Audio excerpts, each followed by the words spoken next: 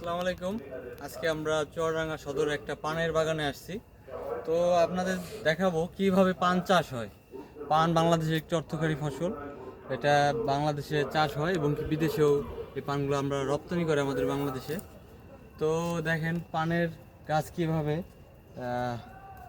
জাংলায় উঠানো হয়েছে এবং কি পান গাছের উপরে শেড দিয়ে দেওয়া হয়। পান গাছ তাপ সহ্য করতে পারে না, যার কারণে পান গাছের ছায়া দরকার হয় অনেক, যার কারণে পান গাছের উপর দিয়ে সুপারির ডাল অথবা এই যে পাটখড়ি খ্যার এগুলো বিছিয়ে দেওয়া হয়, যাতে পান আর্দ্রতা থাকে এবং পানের ভিতরে রসটা বজায় থাকে। এবং কি পানের যদি পর্যাপ্ত সূর্যের আলো পায়, পানগুলো কিন্তু পাতাগুলো পুড়ে যায় এবং কি পাতাগুলোর কিনারা এরকম বেঁকানো হয়ে যায়, যার কারণে পানের উপরে ছায়া প্রদান করা হয়। তো পানের বাগানে আসলাম প্রথম, ভালো লাগলো পানগুলো দেখে। পানগুলো কেমন হবে খাইতে সেটা আমি জানি না। তো এই ছিল পান বাগান নিয়ে আজকের ভিডিও। ধন্যবাদ।